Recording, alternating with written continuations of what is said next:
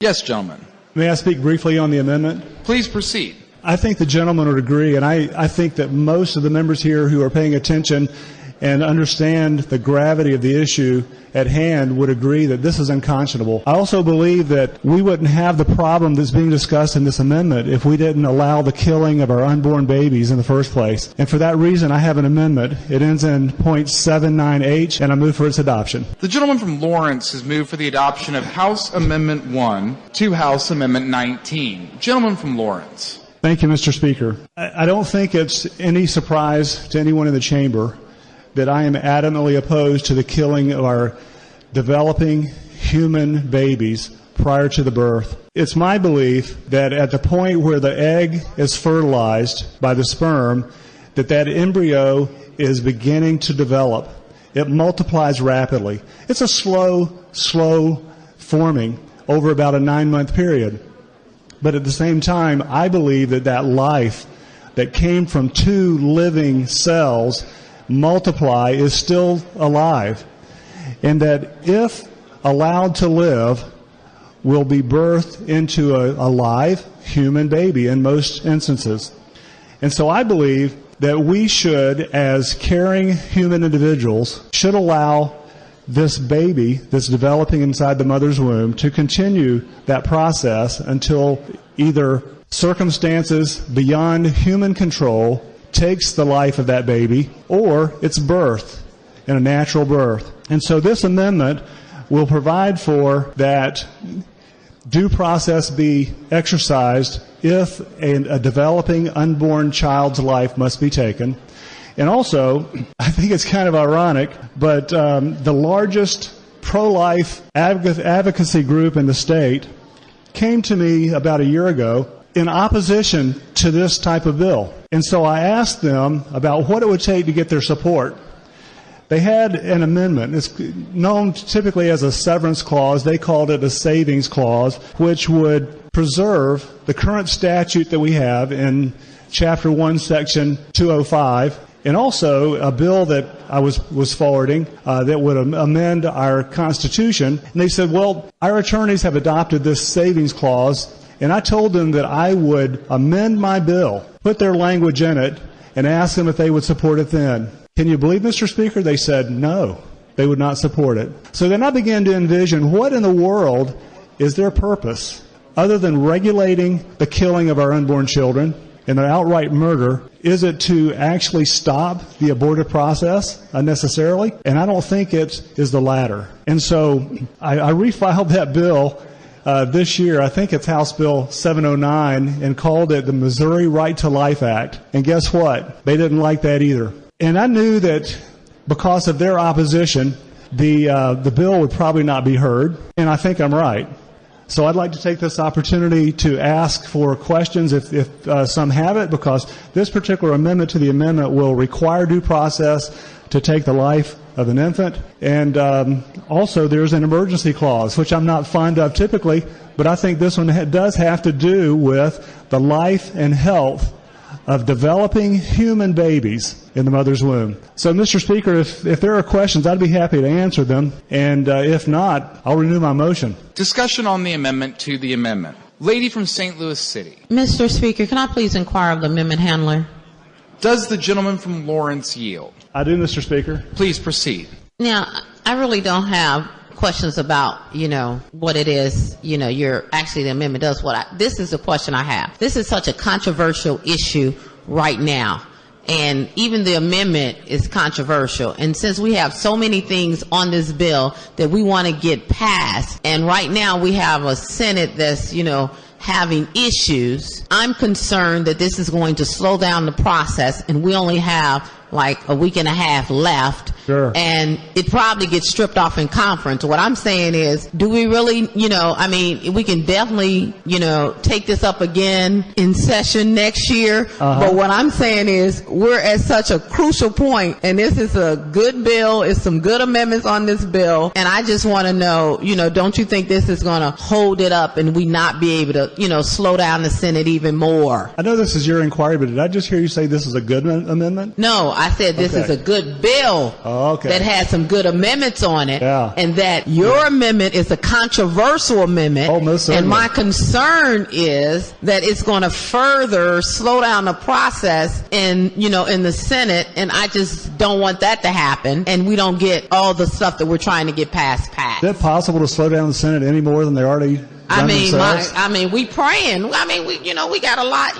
We trying to get things functioning. Sure. So, yeah, I think that that you're correct. That this would probably be a chink out of the armor, and it would probably be, there's a missing cog in that wheel. But yet you say that we could take this up next session? I doubt it, because this is the third year that maybe even the fourth, that this type of bill has been filed. And of course we got it to the floor last year, but this year, because of the opposition, again, by the most pro-life group, and I'm going to put that in quotes, the most pro-life group in Missouri, they for some reason don't want to have abortion stopped. And here's the real rub. I have been told by pro-life leaders, we just need another Supreme Court justice. Well, guess what? We got that justice. And you know what else? They're still in opposition to bringing that to the court's attention to say, look, we need to relook at this, because, I think they were wrong in 1973. Well, gentlemen, let me tell you this. Discussion. Let me tell you what say, this is my inquiry, but my main inquiry is that I think it's going to slow us down. And I bet it will too. Right, and we don't need to be slowed down. That's why we're putting all these amendments on there, because we don't have time to pass the bills that have already passed out of committee. Well, here's the other thing. Hold on. If they would take this to the Senate and they would strip things off and leave this one, it would be a win, right? Hold on. I don't think they're going to leave it, though. I don't think they will either. That's right. Because they don't have the courage to do it. That's right. But, and I'm getting ready to ask for the courage of the House and see if we do either. We can dispute this all day long, but the thing about it is abortion is legal under federal statute. The only thing is, I think both sides are fighting. No statute making abortion legal is an opinion of the court. Wait a minute, hold on. Mostly conservative. Hold on. Hold mostly on. conservative nominated. Half of the country is divided. Hold on. The gentleman from the 90th district said the other day, rightly, is it 90 or 93? Said we need to make changes, and that's what I'm trying to do. Just bring it back to the court so we can decide. Everybody is not going to agree with your change, because half of the country believes in choice, half of the country believes in that. So, everybody is for life, but people just are indifferent of how we come to those decisions, and some people feel like it's a private decision.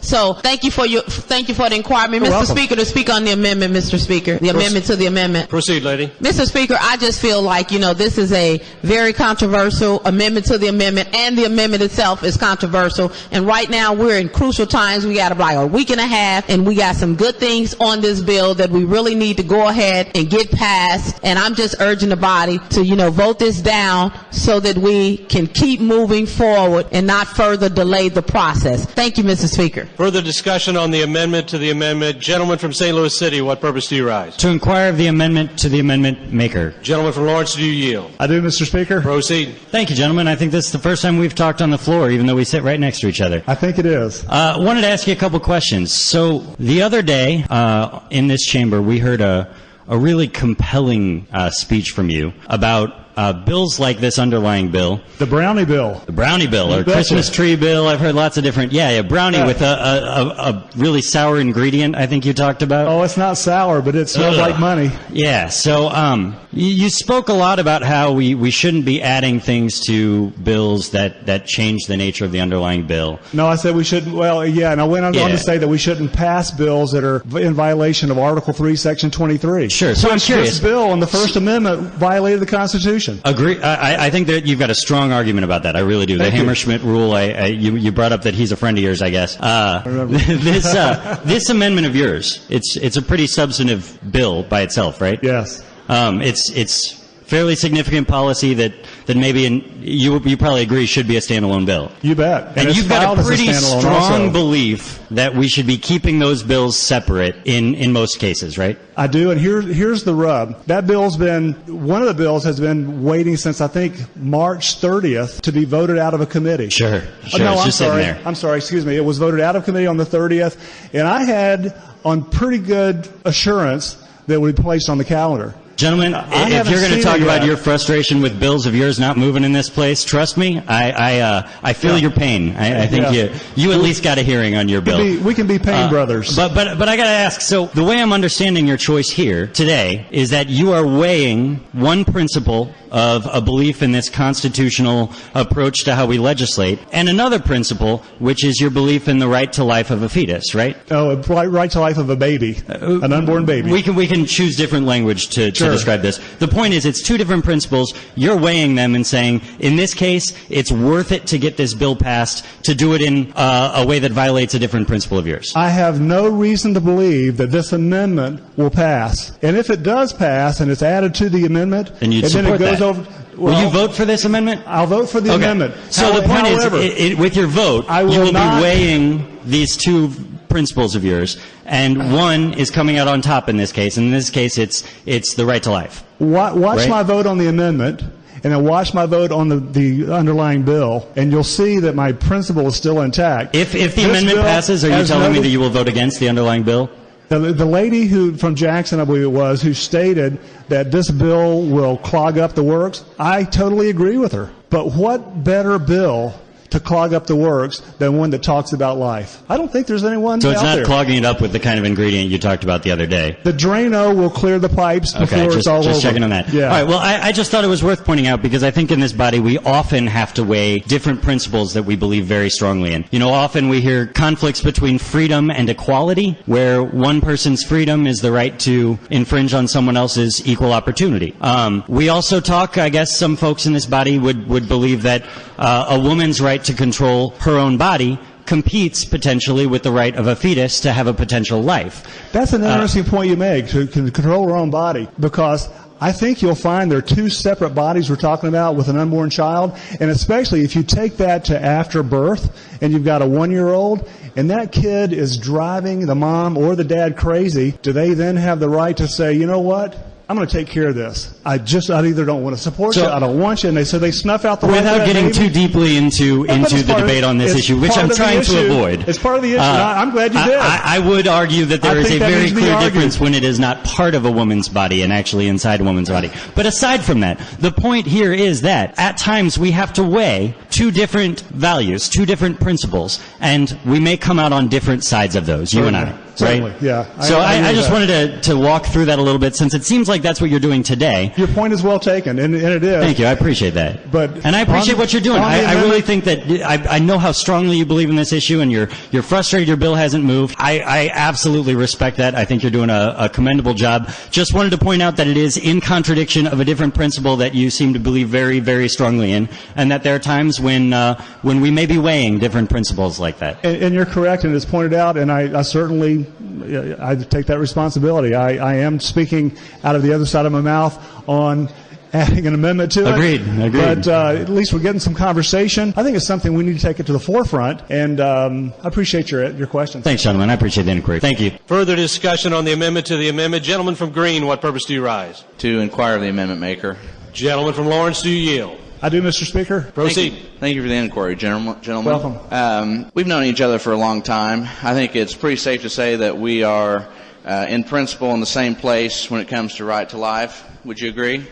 From what I know about you, yes. Gentlemen, I applaud the principle that you're trying to bring out here. I guess my concern is how this amendment will affect the underlying bill and what the ultimate chances of success are. There's an emergency clause on the amendment, so that's going to require this bill go to physical review. Is that correct? Most likely, sure. And I guess what my concern is that if that happens, you know, whatever fleeting chance of passage that we've got of some of the items in this bill is going to disappear entirely.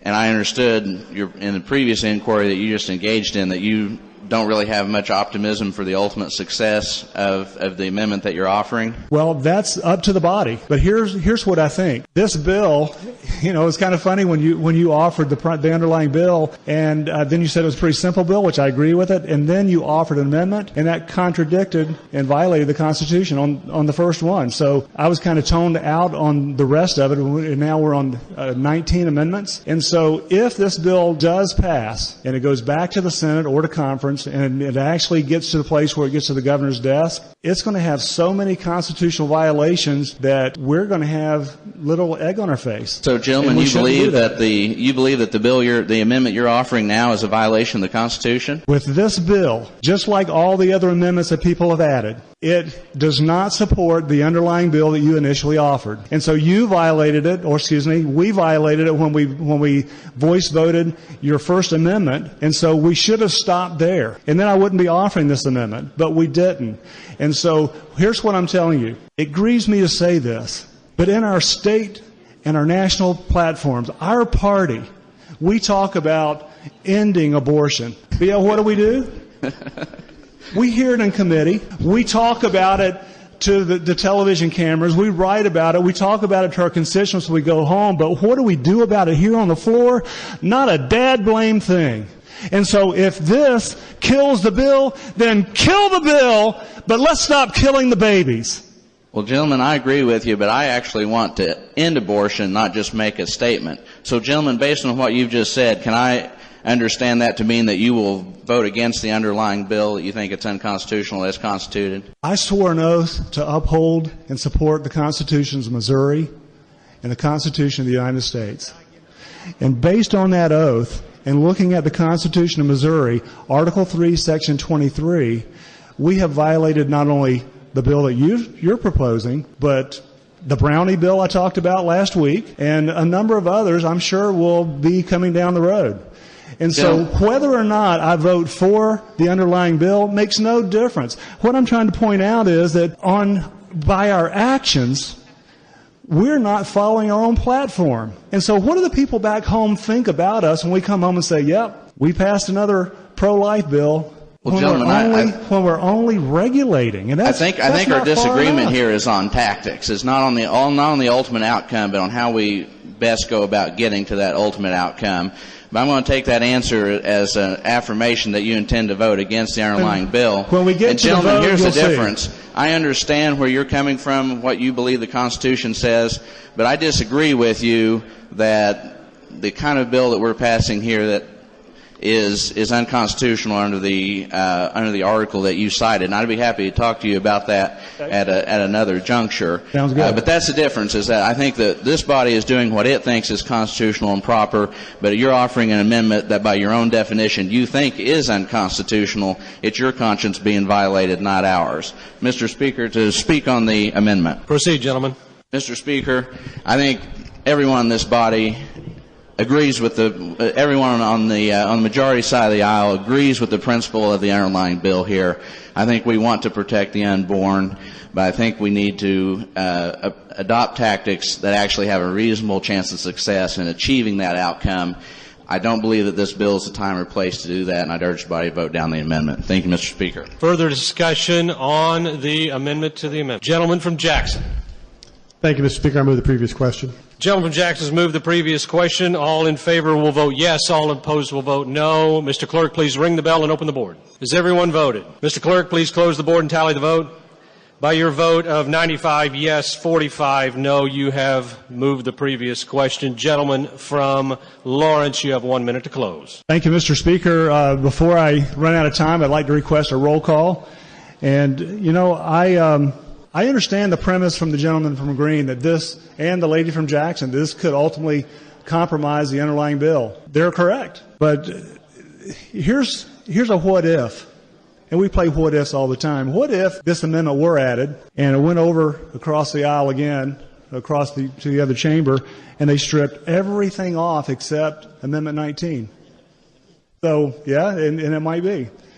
But anyway, that's a chance that I want to take, and I would urge that, when this fails, because I think it will fail, I hope it doesn't, but if it does, then maybe next year, like the lady from Jackson said, that we can actually take up this on the floor. And I close with that, Mr. Speaker. Thank you very much. The gentleman from Lawrence has renewed his motion for the adoption of House Amendment 1 to House Amendment 19. A roll call has been requested in writing. All those in favor will vote yes. All those opposed will vote no. Mr. Clerk, please ring the bell and open the board. Has everybody voted?